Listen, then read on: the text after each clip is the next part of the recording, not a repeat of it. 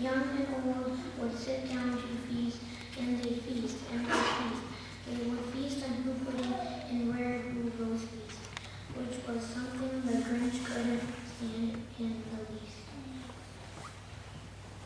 And then they'd do something he liked least of all. Every who down in Whoville, the tall and the small, would stand close together with Christmas bell ringing, and they'd stand hand in hand, and the who's would start singing, and they'd sing, and they'd sing. I must stop this people thing why for 53 years I've put up with it now. I must stop this Christmas from coming, but how?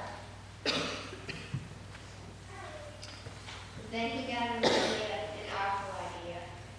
The Grinch got a wonderful, awful idea. I know just what to do, the Grinch laughed in his throat, and he made a quick Santa Claus hat and a coat with a great Grinchy trick. With this coat and this hat, I look just like Santa.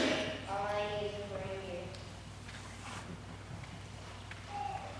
The Grinch looked around, but since reindeer are scarce, there was none to be found. Did that stop the old Grinch? No. The Grinch simply said, if I can't find a reindeer, I'll make one instead.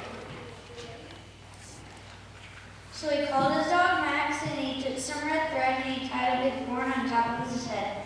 Then he loaded some bags and some old empty sacks on a ramshackle sleigh, and he hitched up one.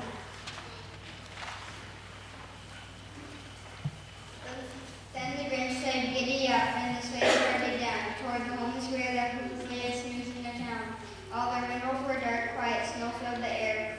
All the who's were all dreaming sweet dreams and soft care, and he came to the first little house on the square.